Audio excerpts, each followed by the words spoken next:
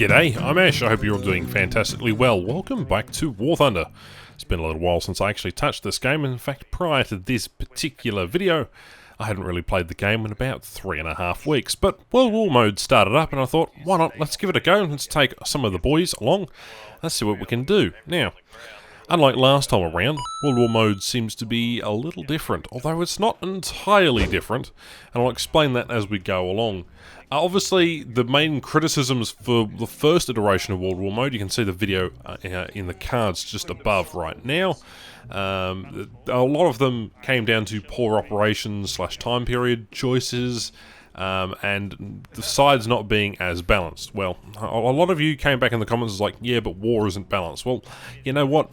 War Thunder has tried to balance itself according to certain types of vehicles, so that kind of point is irrelevant at the same time. Another thing we complained about was the fog of war, that the commanders of both sides can view the enemy forces, their compositions, and where the reinforcements are coming from. They didn't seem to change this. However, the map did look a little different. The units themselves also played a crucial part in deciding what was put into battle. That didn't change from the last iteration, and there was a few other UI tweaks to the actual strategic overview map, but that wasn't it. What I'd like to see in the next iteration is a point of view for a commander to use the strategic map or view the strategic map while in a battle. I get that's why you have multiple commanders, but it's unfortunate that certain people have to sit out and maintain a constant steady stream or flow of information, providing the commanders with updates. In-game, there was little yellow text that said the enemy forces have captured or we have captured a zone, but never really specified anything on that regard. Kind of a little bit disappointing. But, again, a lot of the major criticisms from the very first iteration of World War mode are still there. Still perfectly valid. For example, the arcade and realistic game mode mix. You may have noticed there is an extraction point that I am flying towards. Once I J out, it basically refreshes my aircraft, allows me to hit the battle menu again, choose a loadout and head straight back into battle, provided that you didn't get critically damaged. There was also bomb reticle aimers, and obviously for self-propelled anti-air, you had a lead indicator for aircraft, and there were certain other arcade spotting changes, for example a tiny little red triangle, telling you where an enemy was, provided that your commander had visual range or spotted that particular vehicle as well. And again, it was just copy-paste. The naval contingent was nice. It was interesting, it was fresh, that you had to, obviously you had an invading force and you had a defending force, and the invasion force had landing craft and you could spawn tanks, artillery, infantry on those particular things, and you also had limited aviation capabilities because you had to have a carrier. That's all good and well. You could also deploy destroyers and small patrol boats. The missions themselves were fairly lackluster. You had a convoy patrol, you had 3 capture zones, you had a single capture zone. And again, it was a little repetitive, but at the same time, it was just, I guess, so annoying. The variety in which battles would be undertaken, too, was kind of a bit randomised. You had a random chance that a particular battle would turn into a player battle, which means that players would go and queue up for that particular mission, and then would actually join that mission. Obviously, there were a bunch of critical operations that you had to do, but a lot of the outcomes were decided by you moving forces around on the strategic map, and then the AI rolling a dice and deciding whether you'd won or lost that particular engagement. Obviously you had artillery pieces, you could use those artillery pieces to shell and hit other potential targets within that unit's range. You could also retreat, locate, and also entrench particular units, again carried over from the first iteration.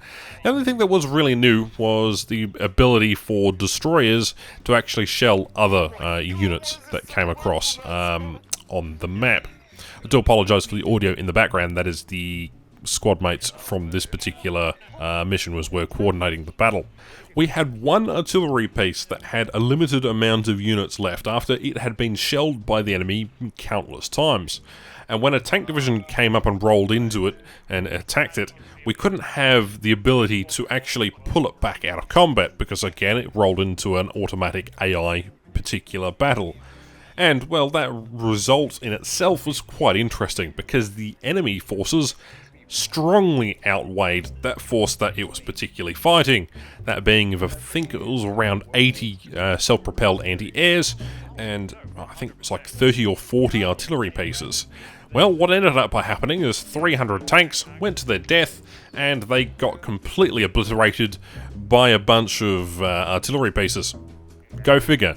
But at the same time, the result was kind of a bit iffy at that. So, what was the other particular constraint? Well, it wasn't necessarily clear who was actually winning.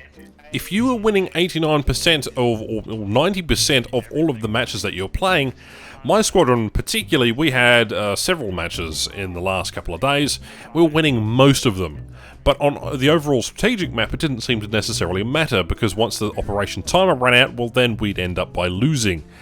I don't know if that's the same for the enemy team, but I found that it particularly annoying because you'd put in all this effort, we'd won countless battle after countless battle, and still ended up with no real decisive victory.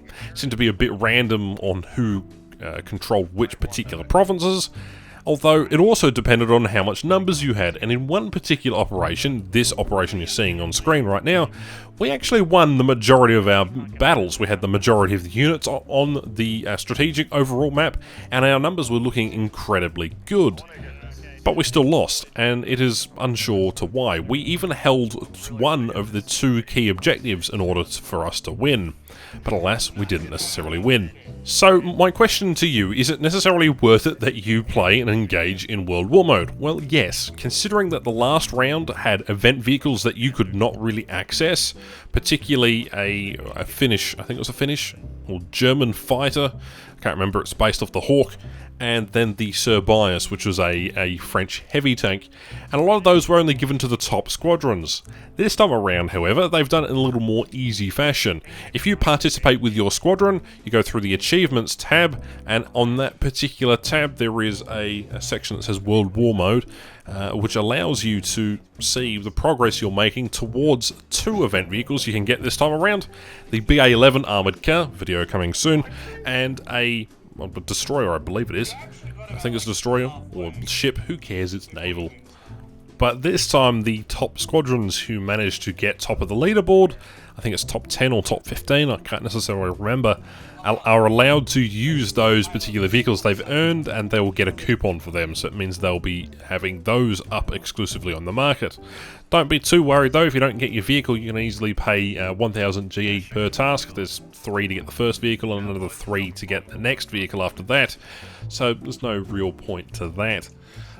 One of the major criticisms that was still there was the random players in battle. It lets any players in any battle just use any vehicle, and if you're trying to save a particular vehicle up, well, or you have limited vehicles, one side is at a complete disadvantage. We had this a couple of times where we had a few players run around in Jag Panthers, Jag Tigers, and a host of other important vehicles like Panthers just drive straight into the centre of the map and get killed by an Easy 8 because he had been flanking. Granted, I understand why having a lot of players is a good thing, but it also can be a hindrance, especially if you're trying to complete a particular task or operation with the squadron who are playing the actual map and mission itself.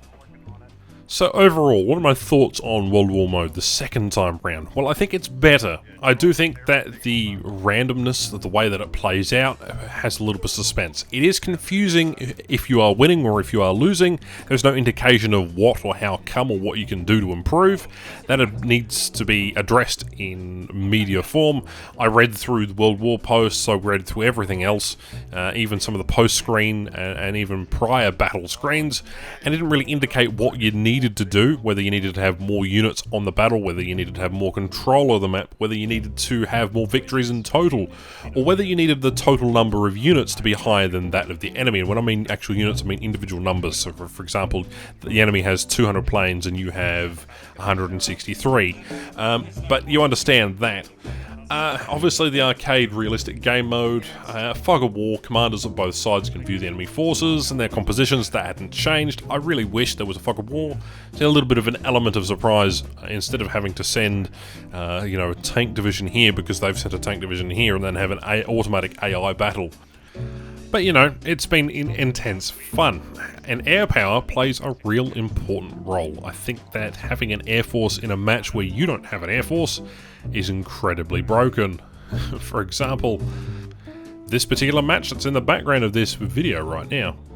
It is a match where we used aircraft to basically dominate the early onset of the battle, which allowed us to win early on. It was a fairly fun match too. You know, about 20 of us just piling in an aircraft and just bombing the living daylights out of poor Jager Panthers, Panzer IVs, Panthers, even I think there was a Jagdtiger on the enemy team as well at this point in time. But again, it was just a huge amount of fuck around just so we could, you know, win a few matches. But I think Squadron is in the step of the right direction. The rewards are easy to get. You play with the Squadron, you get those rewards halved, so that way it allows you to get those rewards quicker.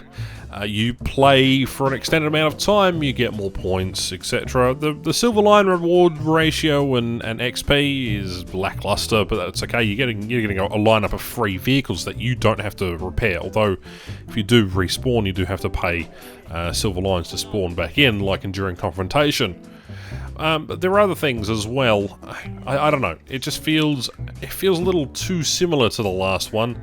Again, the changes are minute, but you really have to start picking apart the pieces in order to determine whether the game mode is actually truly different or not. And that's where we sort of run into, we start to draw blanks, I should say.